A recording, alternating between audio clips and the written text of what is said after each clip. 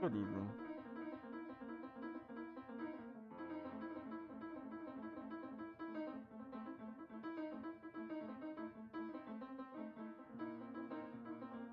Over to the broadcast. Oh, this mask. Oh, I can't breathe. You know, when you stream, you kinda need to breathe. It is a strange thing. It is a horrible fact. It is the worst.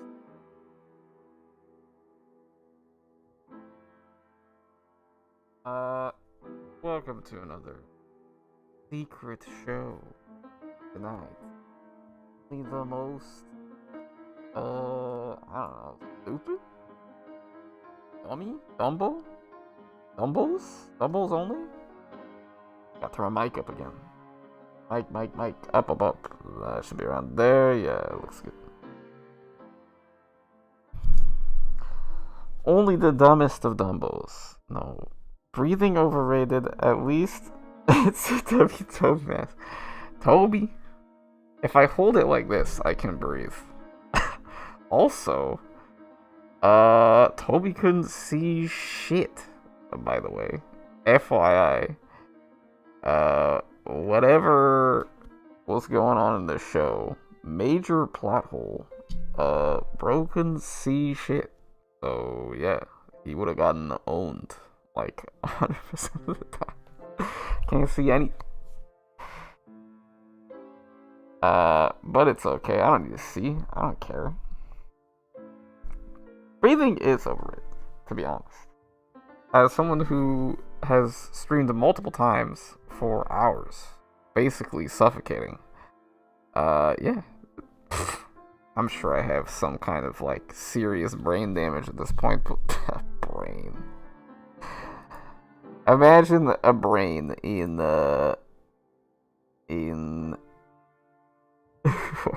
fuck you. Was overstimming without the mask? It's true, dude. ADHD king. Autistic king. You know what I mean? Truly. Okay. Tonight on the broadcast, what's happening? This is the start of the broadcast where I talk about, my life and shit. For the parasocial weirdos who just like to watch people on the internet, talk about what's going on in their life. Not a whole lot has changed. I'm probably gonna head to visit a friend again next week. Probably take the week off from the show, which is fine because I'm kind of running out of shit to talk about. I bet I'll have something to talk about after next week's Chainsaw Man chapter. Holy God.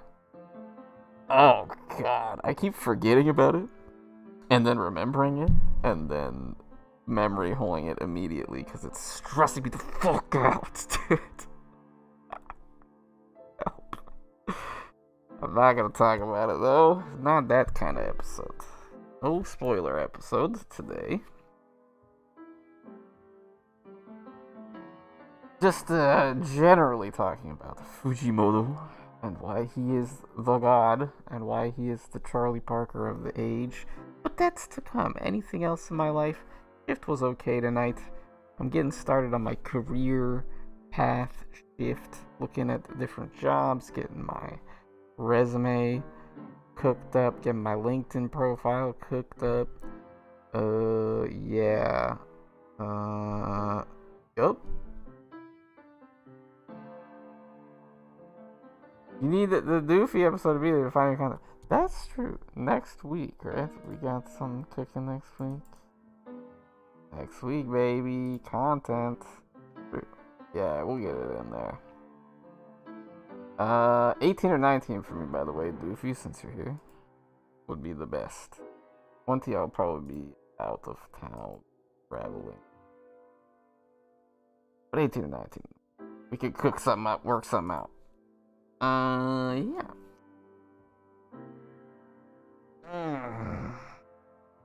Yeah, that'd be fun. That'll be a recorded episode, an interview. Recorded content on this channel? Jesus Christ, dude. What am I? What am I, a YouTuber? Ugh. Disgusting. He's... Ooh. Let's go, baby. Yeah. I mean, this job pays shit, so whatever. Hey, perfecto. We love to see that. Anything else? Manga and anime wise. What have I been watching, reading? I reread 結婚するって本当ですか? Are You Really Getting Married? Comic by the World Only God Knows. World Only God Knows. Same author. Which was, yeah, we just need to pick a time to cook, then we cook the real deal stuff. That'll be fun. We'll have a fun time. I read that. It was pretty good. Definitely the start to middle part, amazing. Much like The World Only God Knows, I feel like the author just has really great ideas and characters, but man, the story is just no plan, dude. He's just fucking winging it. he's just fucking writing. He doesn't write shit because he doesn't have time or something. I don't know. But I feel like if he planned out a full story and did like a good 2-3 volume bam bam bam rom-com, ooh, that'd be spicy. He needs to stop going for the big long serialization, so he can hit those like tight notes with the arcs. The overall story is kind of, I don't know what's going on. It's still good though. I still like it. Some banger ideas. The art, it's pretty textbook. It's nothing special, but you know, good. Definitely good enough by far. Clears the necessary hurdle. Other than that, I started reading Bochi in Japanese. Bochi manga, man. Okay, I'm gonna sound like a hater, but goddamn, the show is way better. I mean, the comic is charming and funny, and you know, it has that Bochi flair with the characters and their interactions. But goddamn, the show's just crazy. The show just really fucking, I don't know, 10x that comic.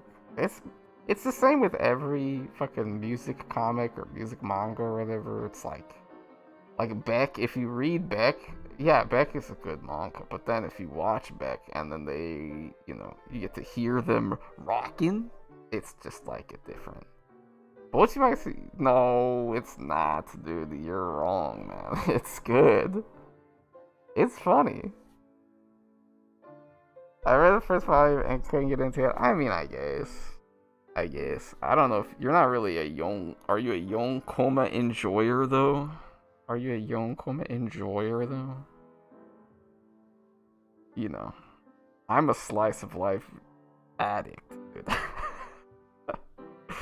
So, it's fine. Manga's objective, you're high, dude. Are you kidding me? Yeah, right. Anyway, music manga always just, it needs that, either an anime or a show or something, live action show, anything. Just put the fucking music in. Out music. Like Nodame Cantabile, right? Nodame Cantabile manga. Well, yeah, I wish there was more Beck manga. Hey, that's a fucking revival we could use, eh? Huh? How about that? Yeah, I fucking knew you would be a Yonkoma hater. What a hater, dude. You're missing so many insanely good manga, by the way. Some of the best of the best. But I understand. I mean, the paneling and the paging is really a standout aspect of manga as a medium, which we will discuss Yamaga had sheet music in the back. That's based, dude. But I mean, come on, be real. You're not gonna play that shit. Only the realest of the real fans would dare, would even try. Fujimoto's pretty good. I'm slogging through it because my Japanese reading is slow because reading that language is not possible. This language fucking sucks. It's so hard. Doofy's in the chat. He was talking about No Longer Human, which I have the book, the novel, in Japanese by design. I can't read that shit, man. It's too hard. All those fucking early mid-century 20th century authors like Oseki and Dazai and dude, Kawabata especially. Oh my god, Kawabata, fucking chill, dude. It's they just use so many kanji, dude. They're all fucking like learning Chinese and shit. God damn it. Calm down, dude. Help. I can slog through them one at a time, but I don't feel like I'm really appreciating it at all, man. It's just suffering, and I know it's good. I can tell it's so good, and I just suck at reading it. I'm like, this sucks. Piss me off. Yeah, I mean, No Longer Human is an insane book. It's so good. The manga adaptation is a banger as well, but I mean, it's carried by the source material. All those like lines that you read, you're like, holy shit, that's just Dazai popping off like he does. He's the god, really. Plus, he's the hottest character in Bungo Stray Dogs. I shouldn't have said that, dude. That was fucking. That's just on the internet now. I'm done for. I'm cooked. I cooked myself. Oh no, the BSD heads are gonna come for me. Whatever.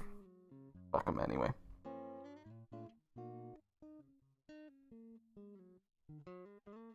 "40-second delay?" Okay, dude. Yeah, alright, dude. Sorry, I haven't busted out the zero latency, dude. I don't have a business level internet connection over here. Is there? Can I even do that? I mean, he does. I agree. Output?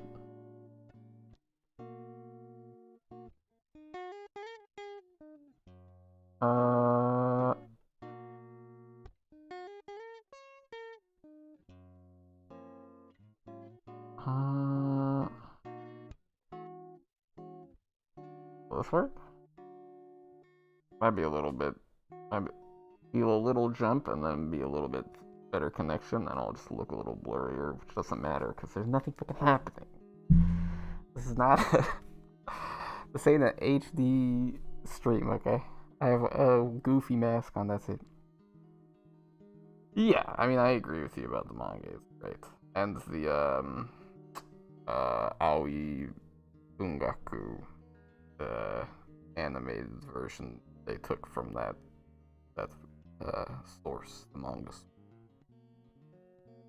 Had that same vibe with it. I mean, he updated it and modernized it, but I mean, not. Insane. It's the same shit. What a great fucking book. If you haven't read the novel, definitely check it out, man. What a banger. What an absolute banger of a novel. Even in translation, there's definitely some fire translations worth reading. I really just want to read the original, and I can't. It's pissing me off. I've been studying this language for so goddamn long. Why is it so impossible, dude? Help me. Regardless, yeah, I've been reading Bocchi. It's pretty fun. It's okay. It's not the best. The show is so much better. It's insane. how to the next level they took it. Crazy. I really hope they continue to animate it because I mean the source material is good. Cannot adjust latency while live. Okay, whatever, dude. It's fine.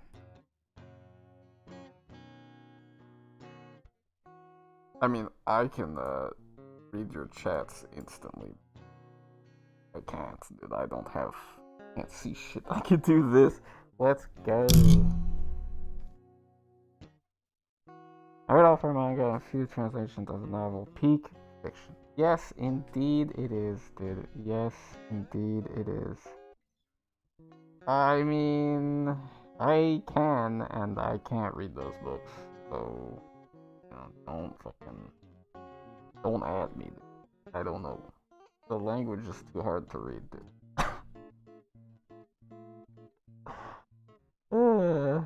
Like I can fucking read. Dude, Toby should have been doing this, man. OCC a lot.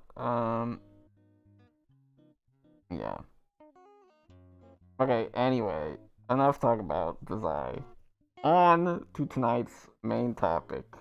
That's about it with the Bochi and the Zai.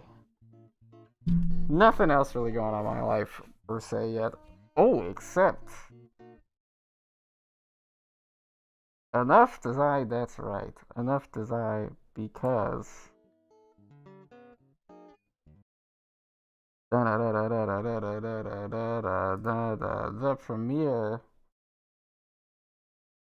Hold up. Common Dove's out. Like I spent way too much time on this in my life, man. I was gonna show us the beginning of the stream, but I forgot. I should probably like write notes or something before I go live. Oh no, dude. I've never read or taken notes in my goddamn life. Room tour, premiere, world premiere right now.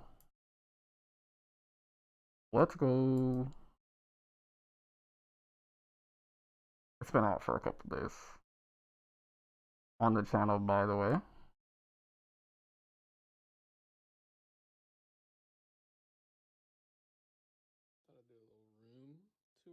Here we go.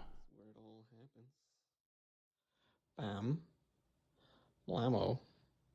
See, I got the thing. This is a thing my dad made for me one time. This is Knife Play. It's a classic album. Got the little music corner. I also got the mask on the ground there. This is a mask I use. Some random clothes. Unfolded laundry. Got to do that bed unmade. You know what it is. Here's the desk. It's horrible. Got a bunch of drinks on it. Let's go. Stack of money. Hey.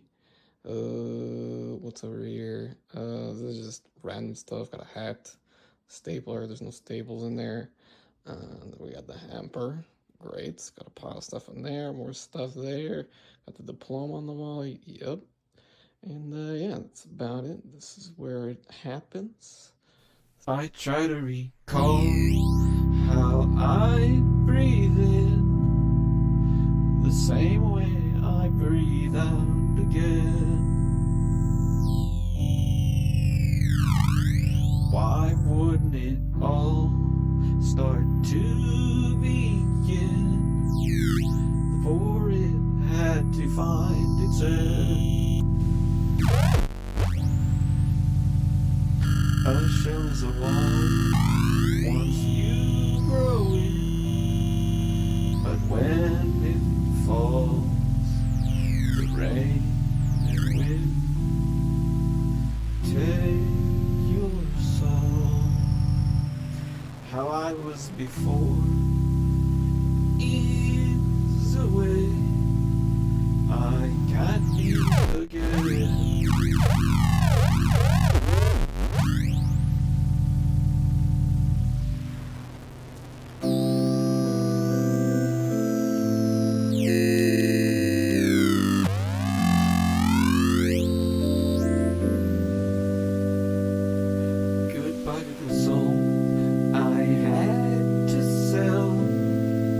To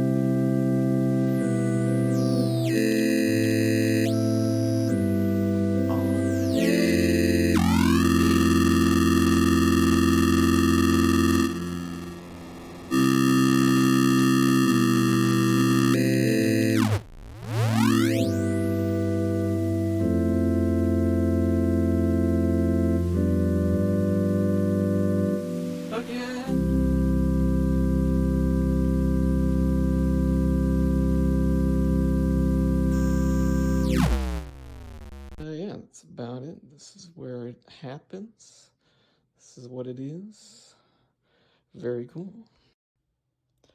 Thought I'd do a little room tour for There we go. That's the room tour, baby. Boom. Done. Where's my jam? Back to the jams, dude. A marketing god? If I was a marketing god, I would have more than 27 subscribers right now, okay? Tonight!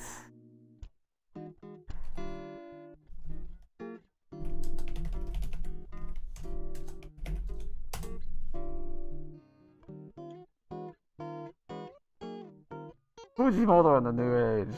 Doofy and I, we were just talking about this. The new era. The new age of manga. When does it begin? What is going on? Clearly, if you're a manga anime fan, there is a line in the sand. There is a point. At some point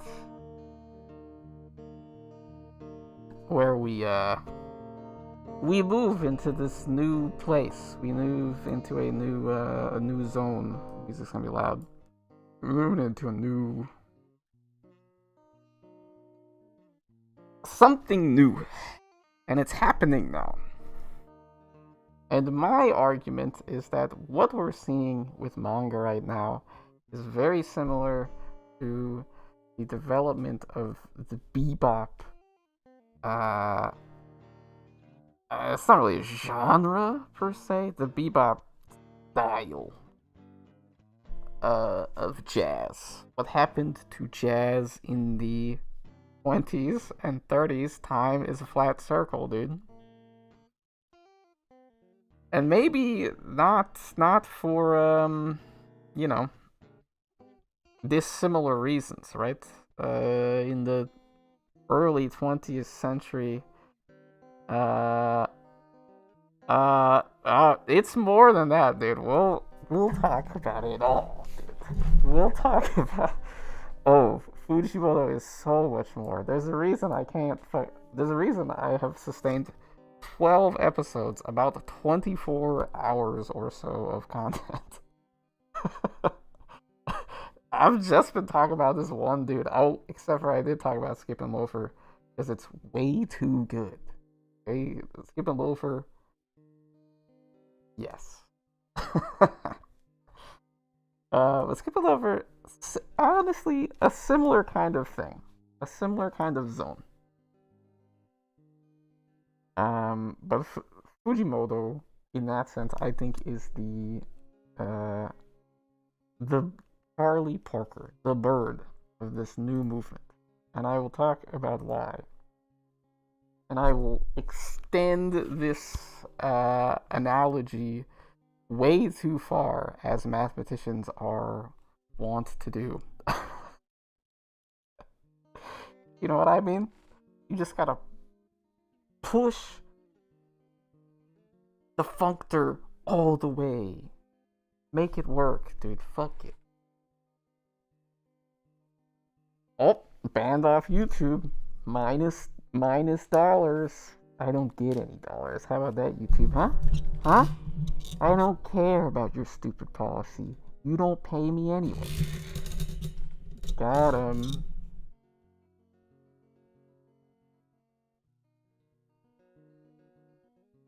That's one way to think about it, but I disagree with your. I think the analysis is a little flat, but it's one way to think of it, for sure.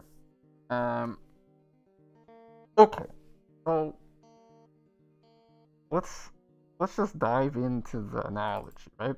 Let's think about the history of bebop. Now, if you want the history of bebop long form, all you have to do is watch Cowboy Bebop and try to read that little text that shows up in the back.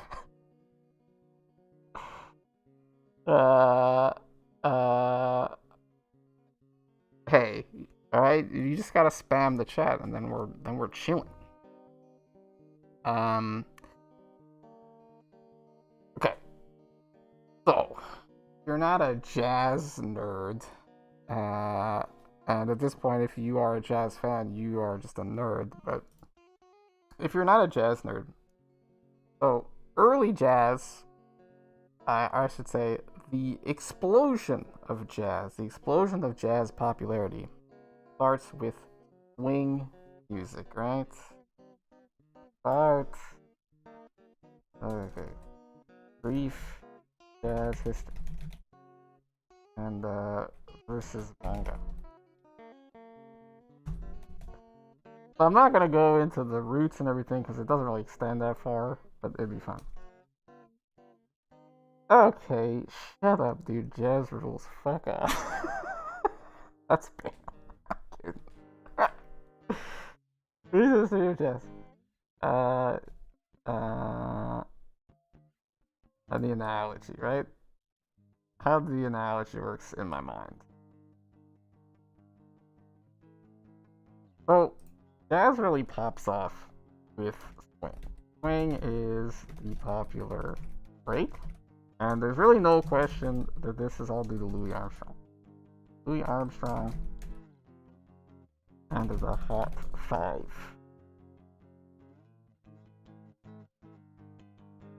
Wait, tabs don't show up, dude. Wow. It's proto Midwest emo. Sure.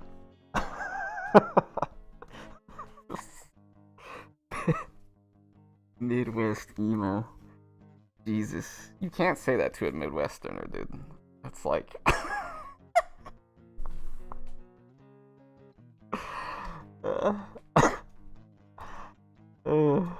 incredible. Right, so Louis Armstrong and the Hot Five, they're like the kickoff, the start. Get out of studio mode here for this kind of stuff. And so, this is like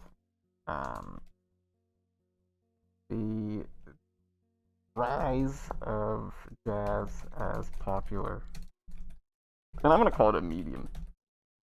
I sort of think of these broader musical styles as mediums more so than genres, because, you know, musicians of the different styles of music, like classical versus jazz or rock and stuff, they can't really cross over that well. It's a pretty hard wall, even if it's the same instrument. Like jazz drumming and metal drumming, they're just not that close. I mean, obviously, if you know how to play the drums, you can learn all of them, but it's really a different kind of thing. Like watercolor versus oil painting, right? If you know how to paint and you know the visual media, yeah, you can learn both of them, but they're not really the same. So jazz is like this popular medium, and it takes off with swing, and swing becomes super popular. So think about, you know, battle manga, shoujo, right? This is that first push in like the 70s, 80s, these big popular medium, the rise of things. And in that sense, I would make like Tezuka, I don't know, ragtime or something. Like the ancient prototype that's really invented all the nuts and bolts. But swing and Louis Armstrong and the Hot Five, they're like that start. So that would be like Dragon Ball or something, you know? Okay, and then production becomes commodified. Right? Production becomes commodified, it gets old, the sort of swing jazz stuff is happening in like the late 19th century, early 20th century, like the 1900s, 1910s. And then in the 20s, you have like the big superstars of jazz. So, but it still swings. So it's like Benny Goodman, like Duke Ellington is showing up. This is like Broadway is building up, like Porgy and Bess, the Tin Pan Alley. This is the beginning of the music industry at all, by the way. So in that sense, it's very similar to like the rise of Jump with Dragon Ball into like One Piece and then Naruto and stuff. That's like the solidification of the industrialized, commodified product. And you have the big shops that become the main players. Right? So these places are they're just farming talent, right? These music studios, the names of which I don't recall.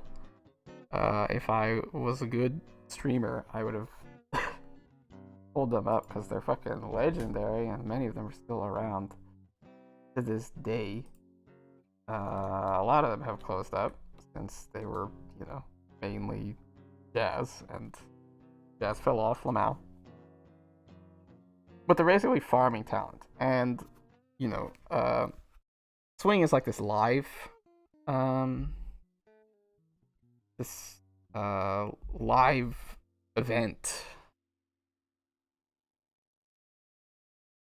economy in New York, with Broadway, with all of these dance halls that are really popular amongst the swingers, the flappers, the modern girls, And recording technology was okay, but it wasn't that good. So recordings were not nearly as popular as just like going to the dance hall and hearing the big band play. And the big bands would tour and stuff like that. But the records were also pretty popular, but definitely not the main stage. So these big bands are farming talent in New York City, basically. New York City is like the hub, the heart. This is the era when New York City is rising up, and like Broadway is just becoming what it is now. Musicals begin to exist. They're like developing alongside vaudeville, which kind of falls off because it's weird and racist. And musicals are kind of a little more popular. Still kind of racist.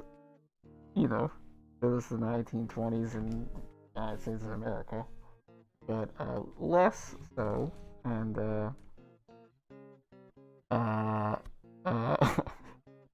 thanks. And,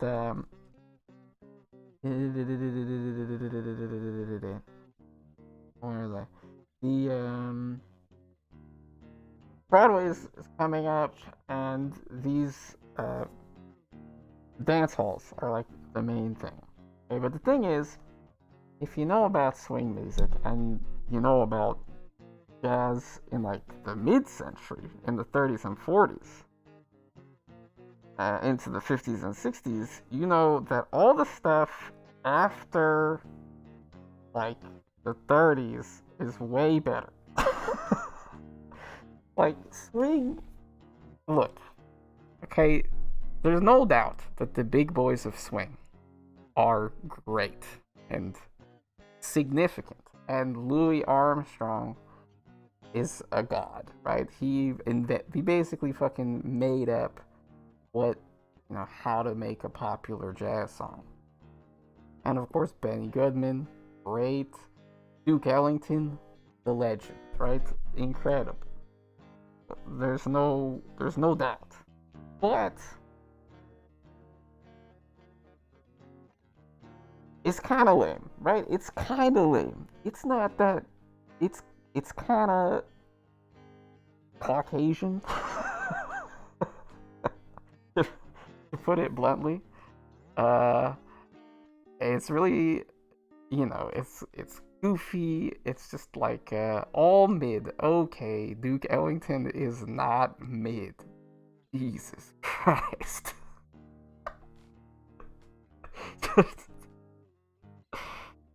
Midwesterners innovated it in the 90s. Kenny G? Anyway.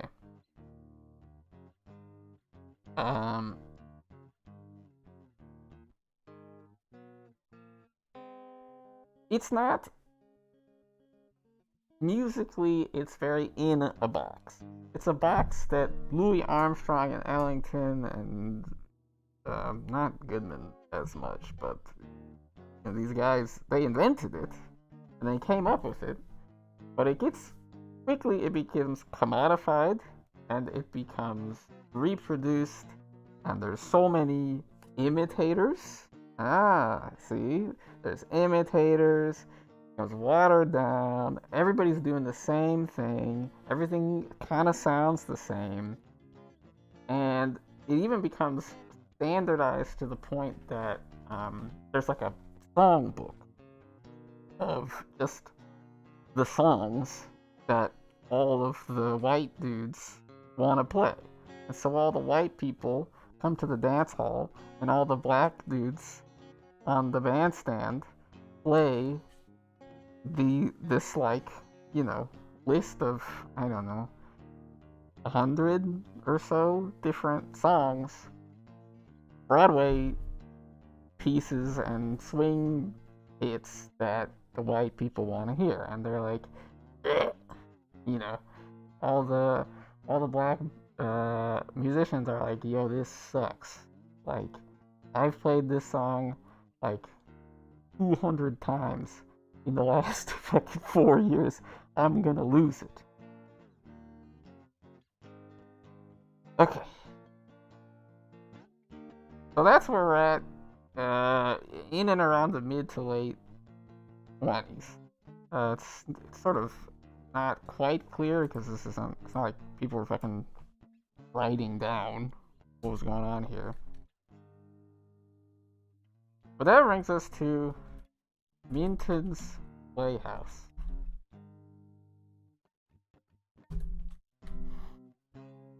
Which is like a dive bar. It's not really a dive bar. I mean, it's like bigger than that. It's got a dance floor. It's got a stage. It's a little more upscale than that. But basically, it's the dive bar that all of the these swing bandstand players, who, by the way, are all incredible musicians, right? Because, I mean, swing songs can be pretty fucking hard.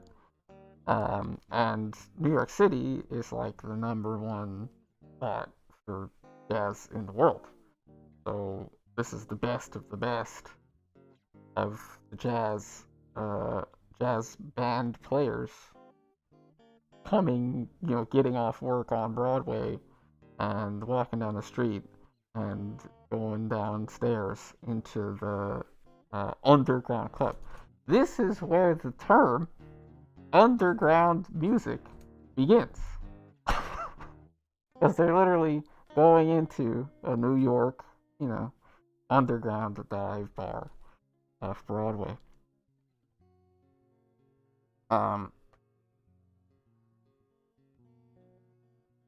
So these dudes are going down into this dive bar, Minton's Playhouse specifically. That's the place. Which I don't think exists. Minton was real. Not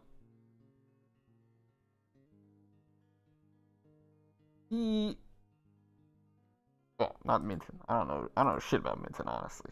I've never heard anything about him. But they would go there, and whatever Minton was up to, he would just let these dudes do whatever the fuck they want. They would do a lot of heroin. Lots of heroin going on. Woo! Let's go. No, don't do heroin, by the way. Ruined Charlie Parker's life, for sure. Sadly. devastatingly. Because he could still be alive. Maybe not now, but he could have been alive in like 2000. You know, he could have seen 9/11 happen, but he didn't.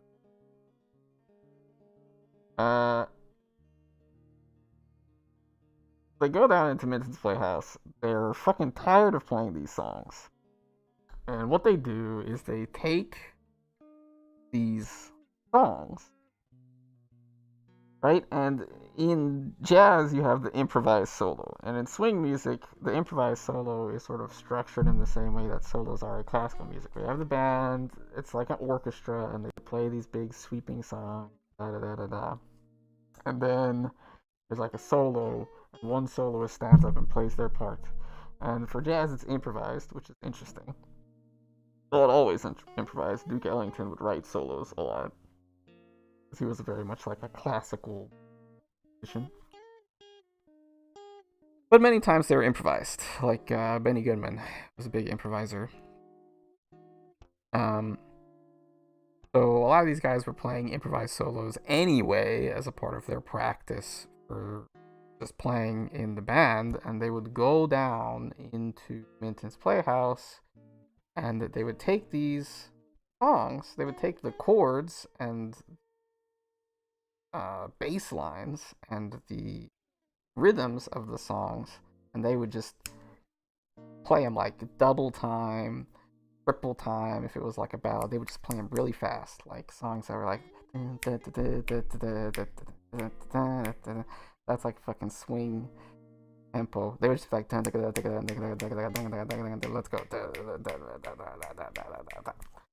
They just play them fast as hell. They were just messing around. They were like, I'm bored. Let's play this song triple time. Let's fucking go, 300 BPM. They didn't really use BPM back in those days per se, but they would just go nuts. On the songs. And they would change up the chords, they would mess with the harmonies. And rather than playing any melodies, they would literally just improvise the entire time. They would make up new melodies. They would write charts while they're sitting down. They would just jam.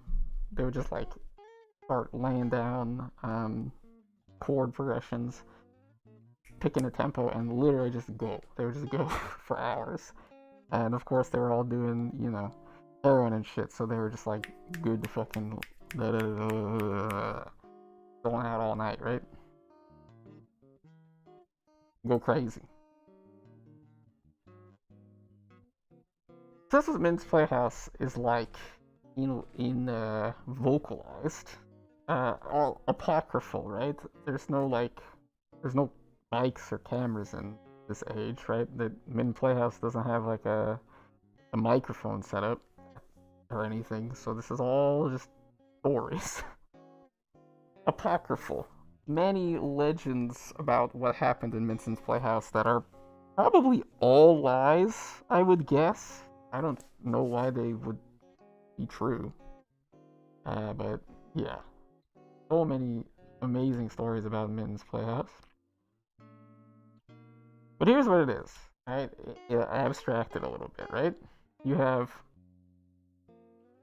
artists pumped out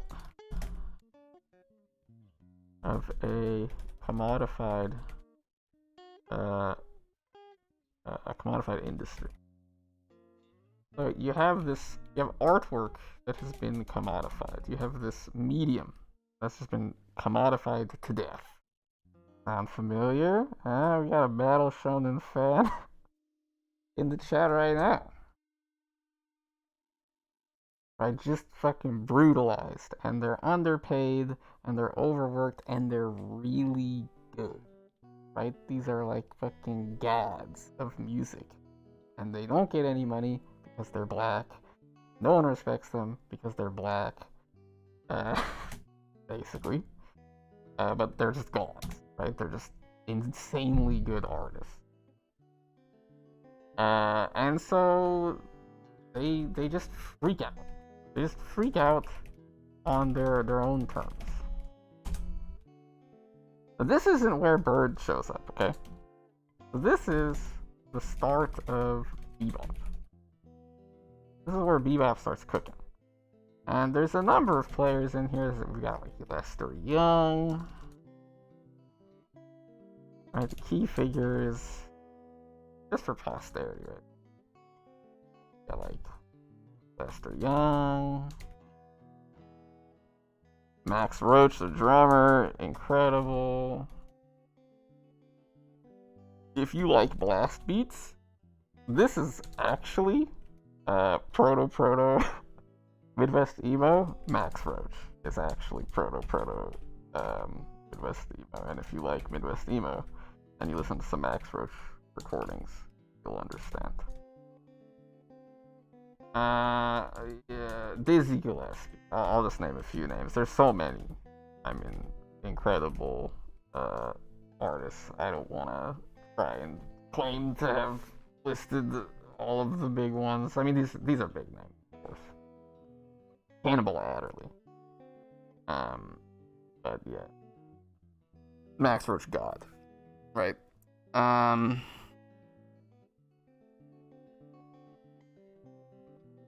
Yeah, other people too. These are like early beboppers, right? These are the guys who are coming from swing directly, make a big name for themselves in swing, and start building the bebop scene. And pretty quickly, bebop doesn't take off in popular, as a popular medium, as a popular form, because it's weird. It's too fast, it's too loud. Dizzy Gillespie gets quite a bit of attention early on because he can play really high, like he's really technically proficient. But the music he's making is so aggressive and out, as they say. It's too weird. I love Dizzy Gillespie, but his music is aggressive. Like, it is high-pitched, fast. It is hard to follow. The rhythms are intense. The tonal intervals are dissonant and grating on purpose. He's just like, I don't give a fuck.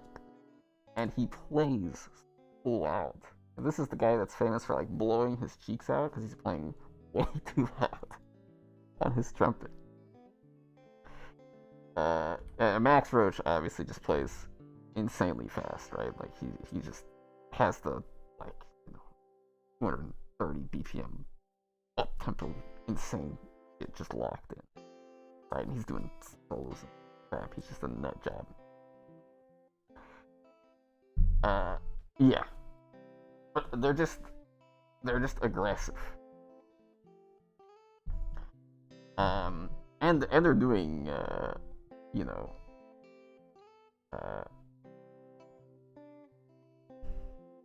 what I would call purposefully like obtuse melodies, like melodies that are just hard to follow. I would say like the big invention here in musical terms is they're playing melodies that cross tonal lines. Like you have the chord changes, right? And the chord changes have the tension and the resolution and the da-da-da-da-da.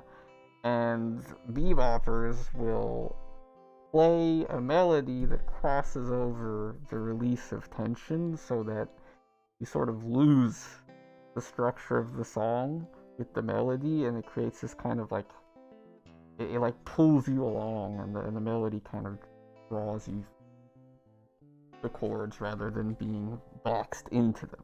It's sort of more melodic freedom in that sense, and it's really hard to do actually. Yeah, bebop soloing is hard. You have to really play a lot, and yeah, tough. So bebop kind of develops that way, right? These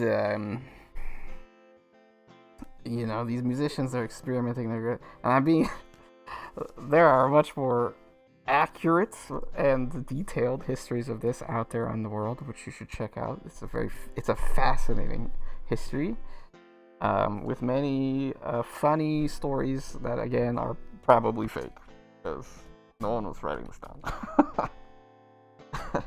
No video, no camera phones, even videotape in this day and age. But yeah. This is what the. Oh, hey, OTR. Welcome to the stream. I think it's my first time seeing you. But.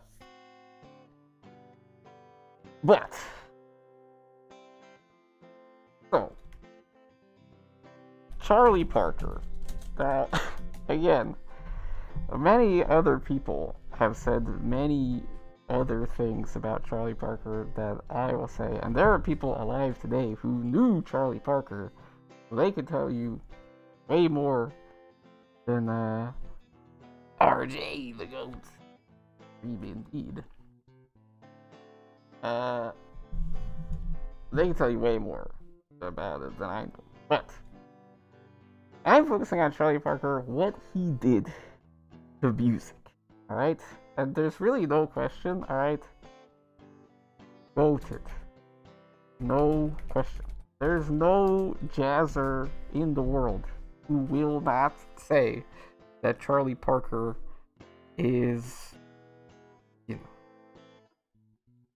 know, irreplaceable in the history of music. He's just the best. I mean, he's so good. But he's not just good, okay? Because there are other people that are good, right? Lester Young, Dizzy Gillespie, Max Roach, all incredible, right? Miles Davis comes along a little bit later than Charlie Parker. All great, right? But Charlie does something else. Okay. So, how do I describe this? And so Bebop is this aggressive, experimental, artist-driven style. And this is artist. I can't see shit, dude. How did Toby do it, man? Flat hole, Toby couldn't see shit.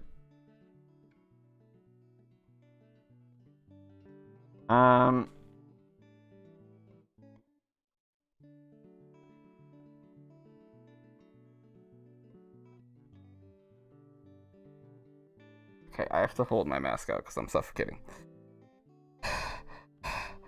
Okay, we're good. Charlie Parker. But like I said, it's kind of too weird for pop, for mainstream. It gets some attention, and the artists are all taking part of it. Everyone who's serious about it. Every, you know, in manga terms, all of the berserk vagabond lovers, right? All of the people, no. I'm not gonna cut the Toby mask. You stupid? What are you? Ridiculous. God damn. Have some respect for the IP, dude. Isn't this your thing? Come on, bro. Anyway. I will suffocate for my art. It's too weird, right? People don't like it. It's loud. The chords are weird. It's fast. It's hard to parse. But Charlie Parker comes in, and he takes the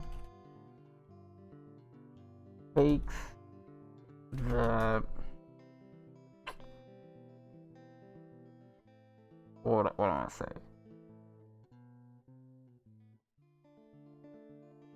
The language. This is how it's This is how jazzers describe it, which is kind of pretentious, but stick with it. It takes the language of bebop and develops it into a popular ramp. And I wish YouTube, here is where I wish I was streaming on Twitch, where it's technically against the rules, but you can just break the rules because they have like no one. They have no money and no bitches. But YouTube is, you know, the big boy playground, so they will beat you up. I wish I could play some Parker for you. I always wish I could play Charlie Parker. That's great music. And this is kind of apocryphal again. Charlie Parker was an extremely reclusive and quiet dude, which again makes him seem a lot like Fujimoto to me. Hopefully Fujimoto's not addicted to heroin, Jesus Christ. That'd be horrible. Fujimoto, say no to drugs, okay? You're watching. I know you aren't. You can also break some rules. Okay. Don't tempt me. I'm trying to get banned on my 27th. They don't care. Just because they're okay, dude. Alright, Doug. Okay. Yeah, I mean, I know, but I want to keep it fair play, clean. You know, I don't want to have to go back and delete VODs and shit. That's annoying.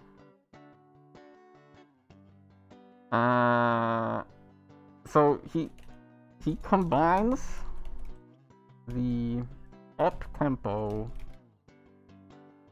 aggressive, sort of experimental, sort of chromaticized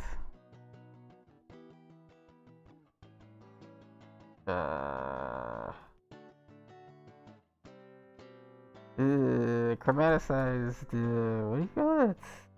Harmonies of bebop, and it combines them with the romantic melody forms of Chopin. Chopin. This is kind of undisputed. People argue whether he was like really, whether he knew about Chopin or you know, whether he was just intuiting it or whatever, and we don't really know because again, he didn't really say shit that often to anybody. And it was a different sort of media environment, right? It wasn't like a time when, you know, you had extensive media circuits and interviews and stuff like we have with Fujimoto and stuff these days. So, everything is all kind of like hearsay, lore, but people talk about Charlie Parker listening to Chopin, but again, who knows? But whether or not he knew about Chopin, this is what he did essentially, effectively, with the music he made. He took these things that people had developed through experimentation, and he came in and he hit it with the, this is how you do it. So in so many words, the boppers before Parker came up with the words, and Parker showed how to turn them into sentences. And this is actually, you know, how people describe it. Jazz people like to talk about jazz as a language, and in terms of bebop, this is really what happened in that metaphor, right? Dizzy, Max Roach, they're coming up with these new terms, new phrases, these new ideas, and then Parker's like, this is how you make this a song. This is what a bebop song is. This is how you do it. This is how you do it. All of these experimenters pushing the boundaries, doing weird stuff, and Parker comes in and adds this other dimension from another direction, from outside, from classical music, romantic area, whether he came up with it independently again or whether he was truly drawing from those influences. It really, I mean, it sounds so much like Chopin. Honestly, there's no shot, but anyway, regardless, he brings it all together and he shows this is how you do it. This is how you do it.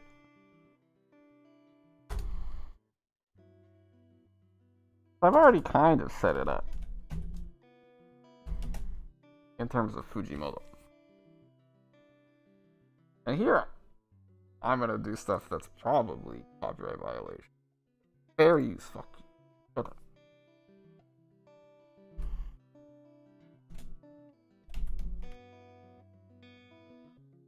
So,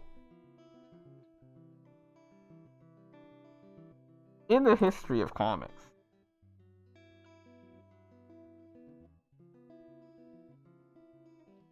there have been many sort of experimental comic book artists, right? I don't show up, dude. Where is it? Where is it, dude? Oh.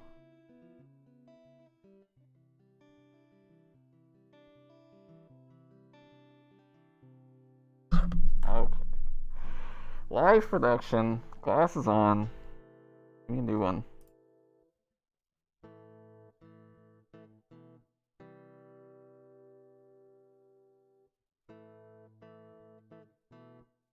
So, for example, if you're a Fujimoto enjoyer,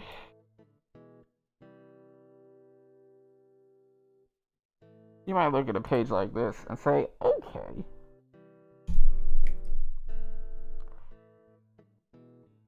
I kind of see, you know, this kind of aggressive, facially based paneling, right? That's very Fujimoto-ish, right? But he's not quite as hardcore. This is a Chris Ware page, by the way. Chris Ware, one of the absolute gods of comics in the 21st century. If you've never read a Chris Ware comic or a Chris Ware book, I've got to check out Chris Ware. This is a great example. Right? One Piece page, but much better. You're... Oh, dog. Jeez.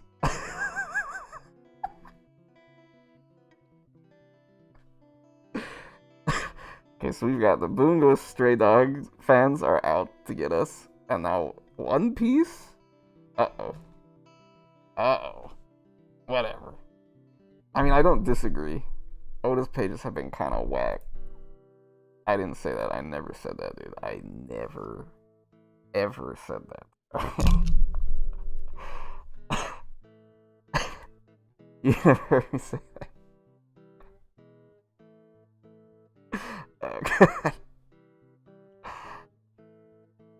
Okay. Artists like Chris Ware, books like Sandman, out of the West, people like Junji Ito, right? Isayama, even. They're pushing the envelope. They're doing something new, right? There's something new happening with comics, right? And, you know. Leave One Piece. Okay, yeah. Chill. Okay, Zophie. Ew. Kind of. Sometimes, okay, Dressrosa was a bit of a mess. Let's be honest. But it came together in the end. Okay?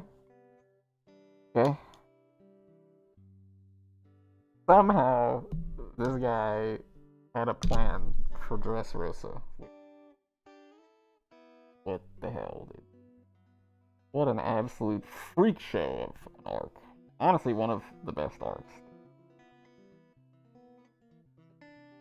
You're wrong, because I don't. How many characters are in Dressrosa? It's like. There's like 50 characters in that arc, something insane. It's bizarre. You can't do that. But he just did. He just did it. He just did an arc with like 50 characters. Oop.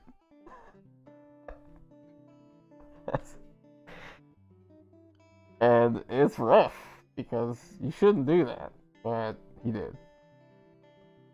Yeah, it's bizarre. It should not have worked, and he hasn't done it since. Very much like failed since Dressrosa 6. He was like, yeah, that was too many characters, dude. Anyway, you are right that Christopher's pages do sometimes look like Oda page, but better, because I mean, no one does it like Weirman. Christopher is one of the greatest comic artists of all time, of anywhere. And his stories are great. I mean, just some really depressing but incredible stuff. Yeah. So definitely read Chris Ware. If people like Chris Ware, other artists, who did Bottomless Belly?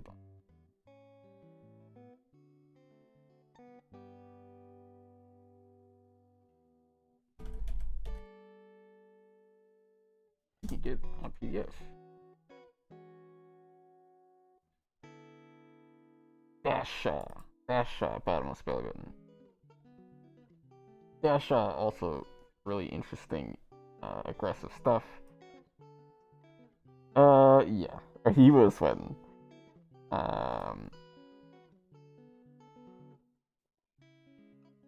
There are these people in the start of the 21st century, influenced, of course, by manga and everything. I mean, you know, the fandoms of manga and Western comics have this weird, like, wall between them, even though all the artists all read all of it because they love comics.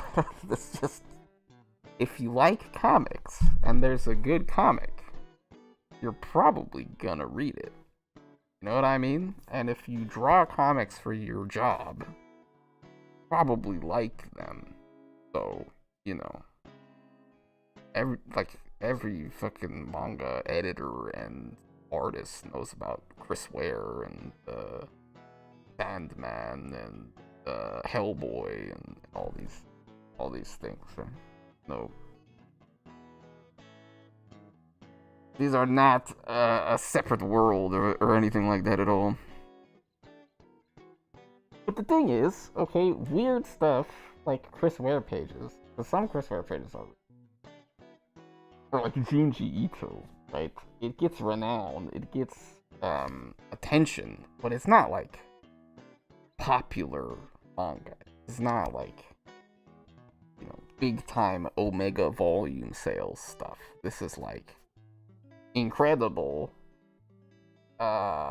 pushing the boundary, changing the game, breaking ground in new stories. But it's not. It's too weird. It's too aggressive. It's too out there. It's too freaky. It's too confusing. Like, Chris Ware pages are hard to read at the time by design. But he's doing interesting stuff. Right? He's changing the shapes of panels, breaking the borders. He's doing the like repeated spatial panels, like you see Fujimoto do a lot. He's doing all that stuff. And other people are doing other, like, there's this great Japanese book, I forget the name, by this guy who, he went to prison for owning a gun. And every page is a single panel, and every page is a single panel, and they're all the same room. Like, it's a single panel, and it's just one room, and it is just like a chronicle of, it's like a diary, a daily diary of his life in Japanese prison. Basically, not solitary confinement, but he is just showing you the one room that he lived in during his time in prison. And it's insane. I mean, it is a wild comic to read. It is boring as hell, but of course that's the point, because he was in jail and he is conveying the feeling of being in jail, and it kind of makes you go insane as you read it. But it's great. I mean, but it, you know, that kind of aggressive, experimental paneling, paging kind of stuff. It's too weird, right? People are doing it. People are doing it in comics here in the 21st century, at the start of the 21st century. They don't know how to make it popular. They don't know how to turn it into that stuff. How do you do that and make it into a song? What's the grammar supposed to be?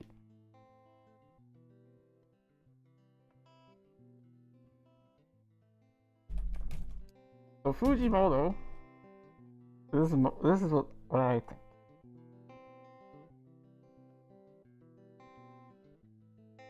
Fujimoto, like Charlie Parker,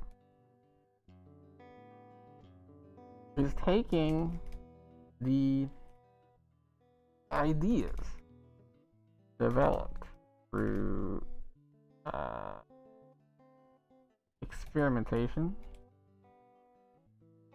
in comics, through, like, from the 90s even, because that's when Chris Ware started showing up, from the 90s to like the 2010s, and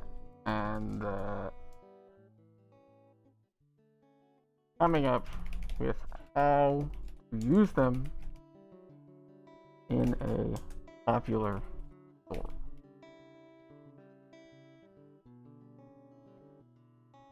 Popular, I don't mean in like the, you know, descriptive sense. I mean in like the, you know, this is a story designed to be fun to read. You know what I mean? Like a song you want to listen to, not like a challenging experimental art piece.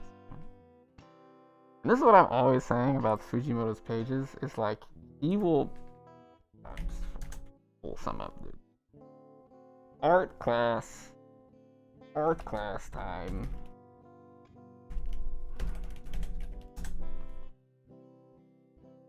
And many people on YouTube have talked about how Fujimoto has these crazy pages. They're so weird. But the thing is, he does it all the time, and he does it in places you don't even. Okay, spoilers, by the way. I think everyone in here caught up ish.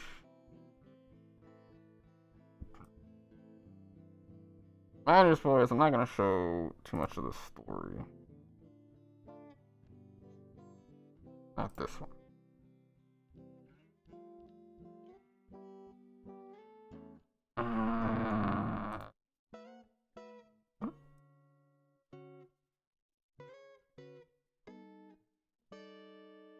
No. Oh, prepare beforehand. What was I using this for? Probably a meme on Twitter. What is this, dude? Out of here.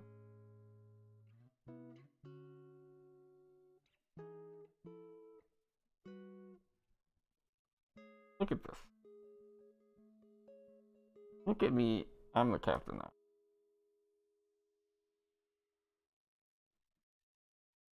Live production. So, you video editors in the chat, you don't understand my pain. Okay, anyway. Look at this page. Alright?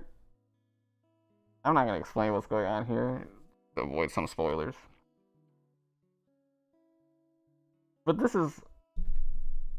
this page right here of paneling is like an art school comic artist master's thesis. This is their thing. This is like a whole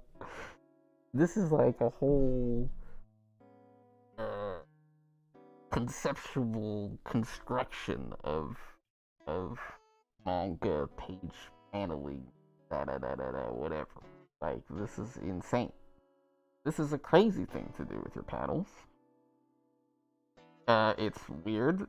And it is just the first page of a chapter, and this kind of paneling just shows up and doesn't happen again.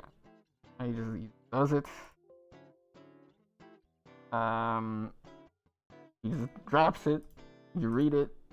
You're like, whoa, that's a crazy page. And then you go to the next page, and you're done. And that's what I mean. Is he uses experimental. I guess I'll call him quote experimental now because he's done experimenting. Styles of paging and paneling and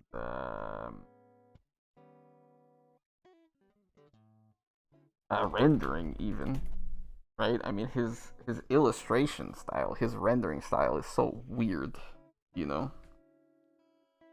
It's good, but no, who does that, dude? Who draws like that? He draws like an art student again. He draws like a figure, like a, you know,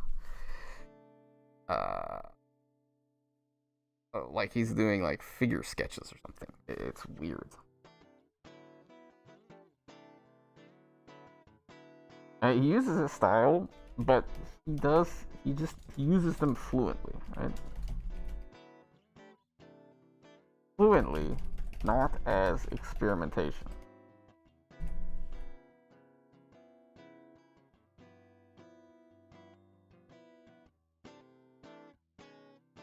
Man, I've been going for so long, dude. I could talk about this forever.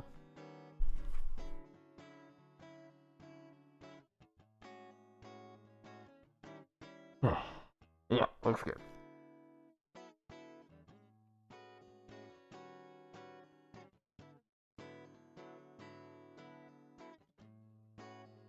And that's beyond like being good, because there's plenty of like good artists. You know, Gege is really good, right? Gege has some sick illustration and good 2-page spreads. Like Black Clover has crazy awesome pages, high contrast, black and white. Oh, it's so sick. But it's not the same. It's not just being really good. It's different than being really good. Being really good at something that you don't do, you know? He's not doing things the way that you do. Even like other notably experimental mangaka like Asano Inyo, right? Who has a very like composite CG photography, photorealistic manga style rendering thing going on. Aren't digging into like the core of page panel manga, you know, what it means to put a page together and to illustrate a scene. And what I think is, in the way that Parker grew from romantic classical music.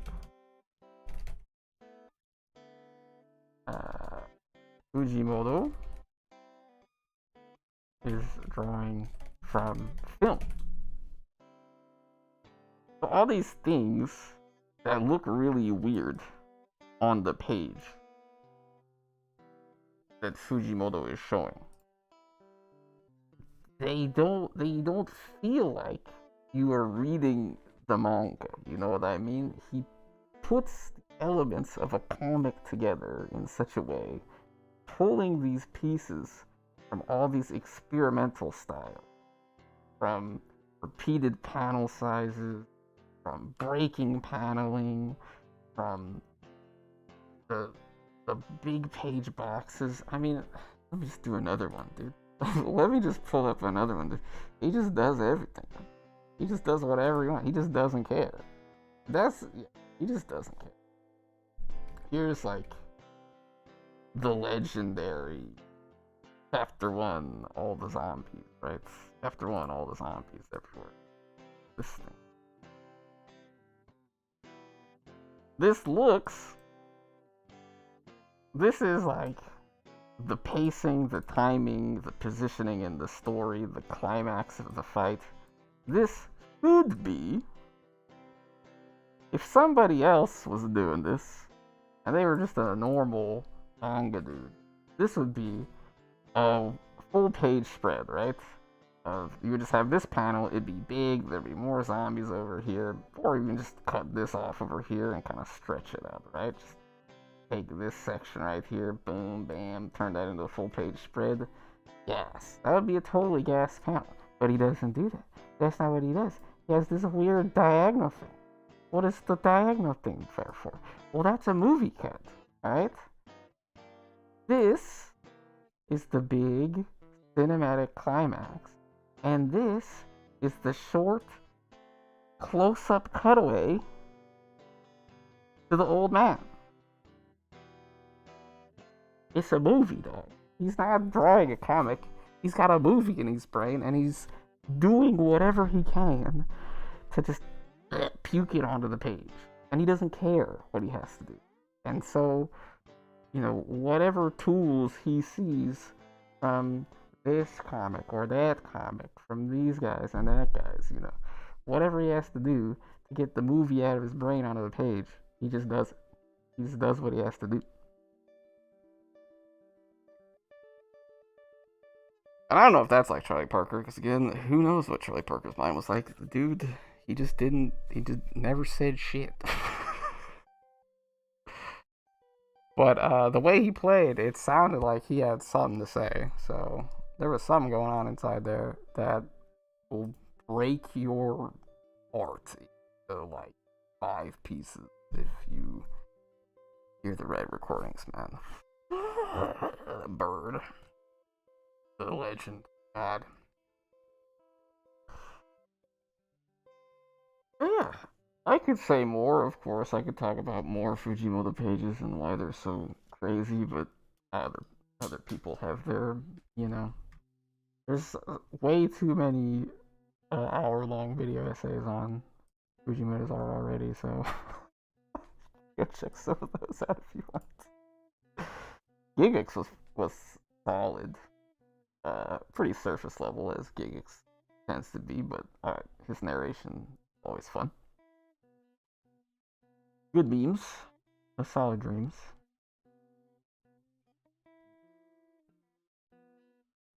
And, okay, here's the thing. Moving on, though. Just to make this, turn this from an analysis into a bold prediction. A new age of manga. Spearheaded by Fujimoto. It's not that bold of a prediction.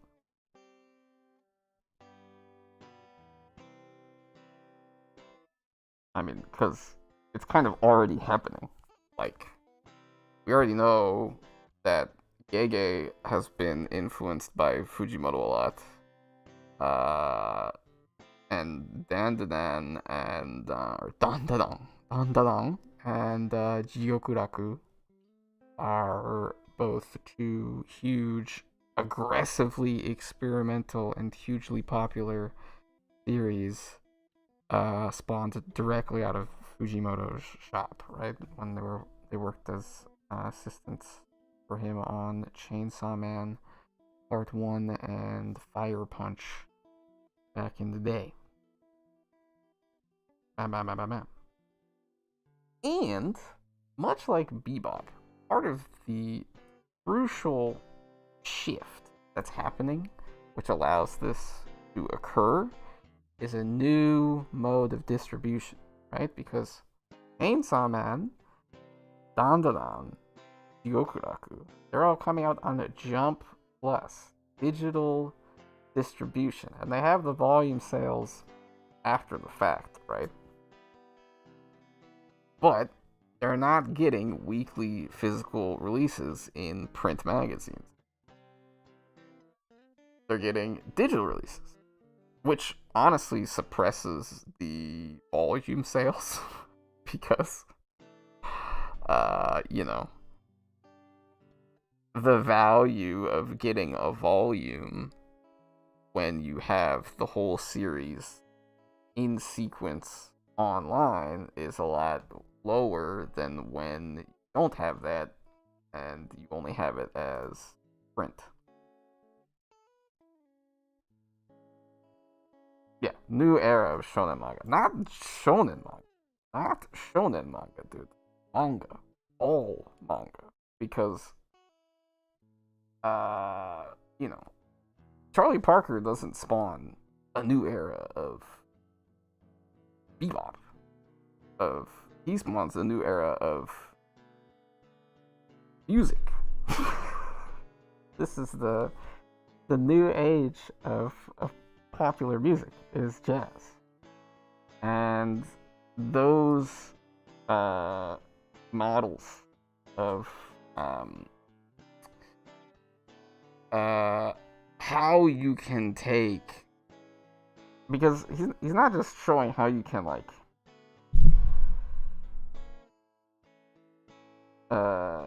he's not just showing like how you can do this one thing like Bebop. He's showing how you can make a new way of like constructing music, you know. It's like he's bringing it all together. He's showing you how. This is the blueprint. This is the model. How you can do this, and it's sort of kicking off with shonen, for sure. But we'll see how far it goes, because I mean, Bird's impact goes far and wide, through to the Beatles, through to I mean, and from there, everything on there, and into hip hop going forward, and everything. Bird will never die, as the legend goes, even though he did die after doing way too many drugs on the road. Very sad. Hopefully, Fujimoto is too much of a loser nerd and actually takes some fucking more breaks too. Although, obviously, as a fan, that would destroy my soul every week. There is no chance. It would lift my soul if Fujimoto continued writing manga to a ripe old age and we got to see his next long serialization after Chainsaw Man continue on forever. You know, I would much rather have him be a Dizzy Gillespie type who keeps just making sick music until he gets old, rather than Bird who just kind of burns out and appears. However, okay, this new age, oh man, I have so much stuff to say. Anyway, I'll talk about that some other time. This is the Fujimoto episode. This will get a solid 2-hour episode. So, okay, I've got some few people in the chat. I want to hear OTR, RJ's in here. we have a new, what is clearly a new wave, right? We've got like Chainsaw Man, we've got JJK, we've got Dan Da Dan, Gokuraku, which ended, but it's definitely part of it. You could even call Sakamoto Days as a part of it, although it's a little more traditional.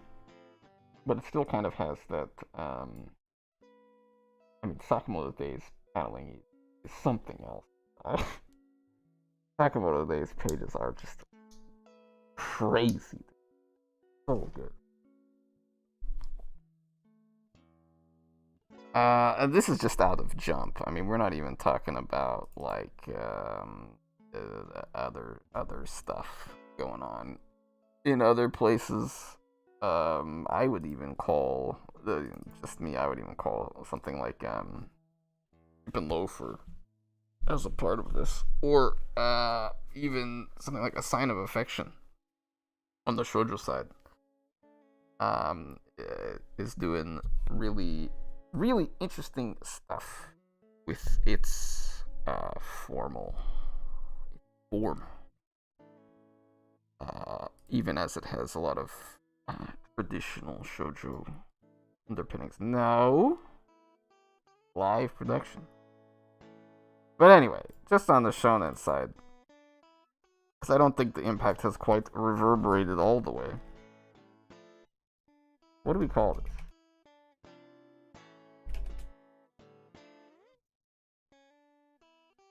You know, one thing, musical movements always get these like pithy names, right? Like mumble rap or vaporwave or emo, right?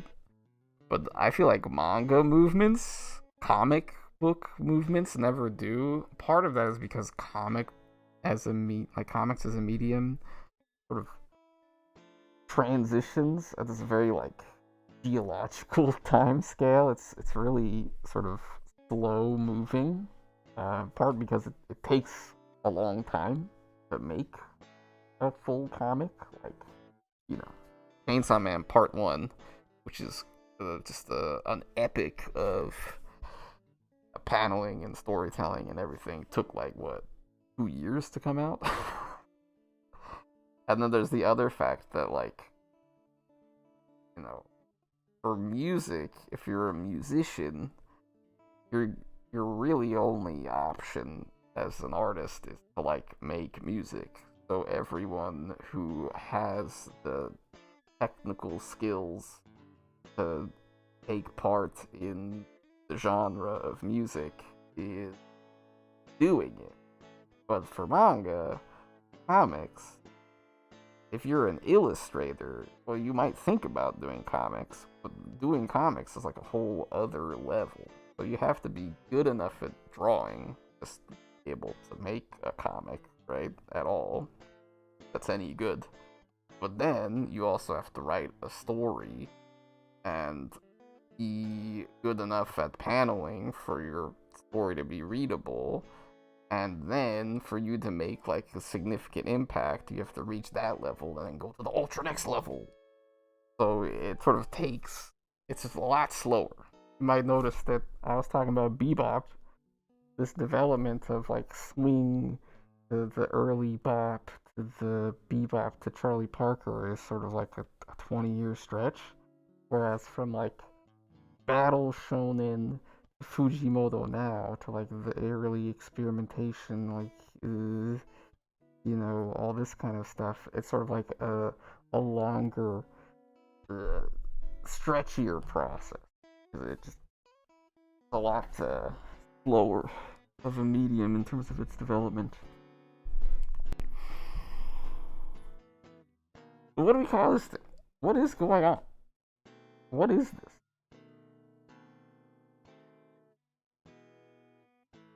Demo wave? It named it.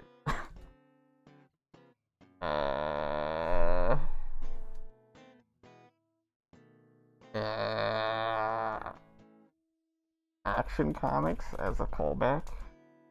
That's a terrible name, dude.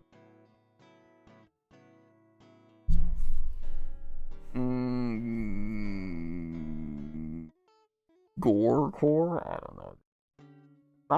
It needs some kind of good name. I don't have one. I've literally been trying to think of a sick name. It's also, I think it just started kind of to era. What with Attack on Titan and Demon Slayer and now Chainsaw Man and down and stuff. We're just starting to get cooking.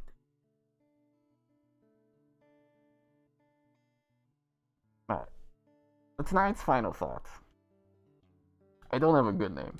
We need a good name. Any chatters got any ideas? Feel free. I'm gonna say this like this.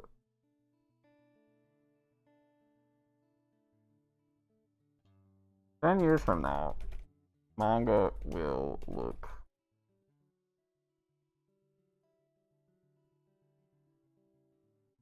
completely different." I'm calling it.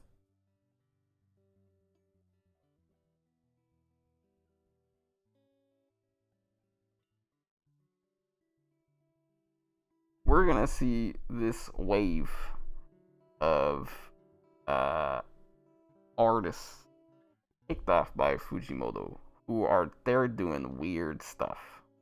There was a page in Kindergarten Wars, a comic in this similar vein recently that was just nuts. You can already see it happening. You're like, oh yes, dude, this wave of whatever this is, it's happening. And 10 years from now, soon, I think this will be the dominant form. And it's not even a, genre in particular. More like a way of using the medium that is in. And so it will look different. It will just not, the pages won't look the same. They will be more geometric. They will be composed. They will be less concerned with sort of like the temporal sequence, the time sequence of events, and more concerned with the impact of the construction of the page. It'll be more cinematic. It will feel less like you are reading a sequence of things and more like you are moving through a series of scenes that are conveyed through the panels. That's why I'm kind of calling it like cinema way, movie style.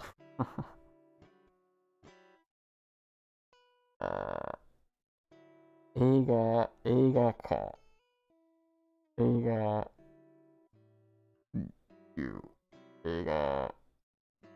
Huh? なんとか。なんか。Something like that.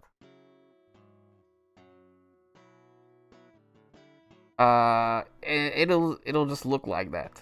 It'll look more and more artists will start doing that, and it'll start bleeding out into the other demographics and genres because,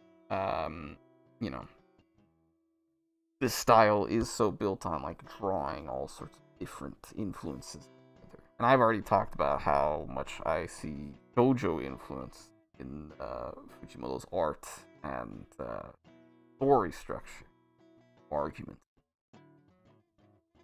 He's a shoujo artist.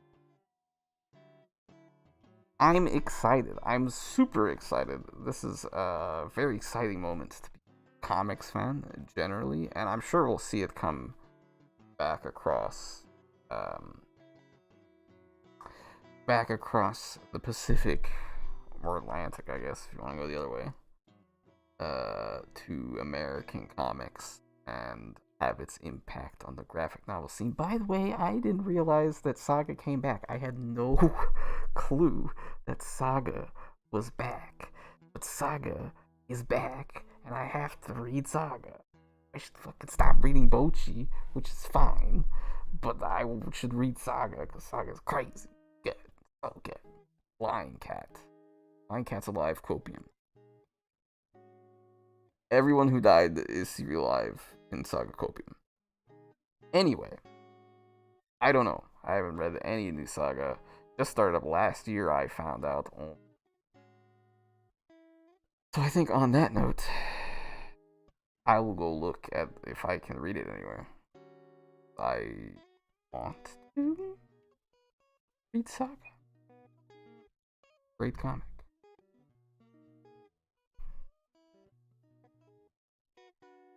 Had some nice chatting tonight. That was fun. Always good interaction with streaming. We love to interact with our streams. That's the whole fucking point of streaming. And there was some good discussion. We talked about Dressrosa, which is a mess, but one of my favorites. Skypiea is the best One Piece arc still. You didn't know? Now you know.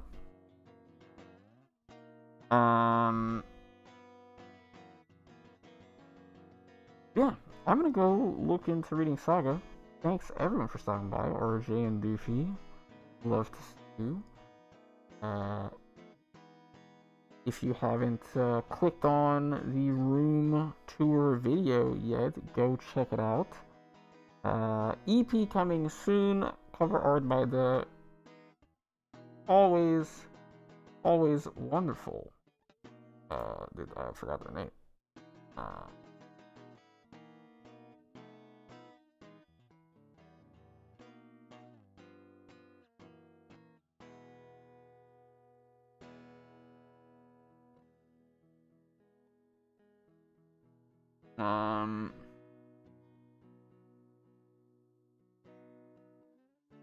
I'll shut him again. W Streamcast says, hey, thanks. I'm glad you enjoyed chilling and listening. It is a W stream, and if you come by, you're a W chatter. So, welcome to the W Chatter Club. This has been super fun tonight. A stream I want to do for a long time because I've thought this about Fujimoto for a long time, and that's why I think he's not like beyond others in skill, but he's just different. He has a different impact. The same way that Miles Davis is contemporary with Charlie Parker, and so is Dizzy Gillespie, and so is Max Roach, and they're all just insanely good, and they're all just as good as Parker was, but he just did something else. He just had that timing, you know. He got in there and he did his thing and he changed the game. That's what I think Fujimoto is doing too. So we're gonna see where it goes. I'm excited. The chapter coming on Tuesday is gonna destroy the world. Fujimoto, what are you cooking, dude? Please. The man can cook. And that'll be it. Thanks for stopping by. No break this time. Straight into the end splash. See you next time.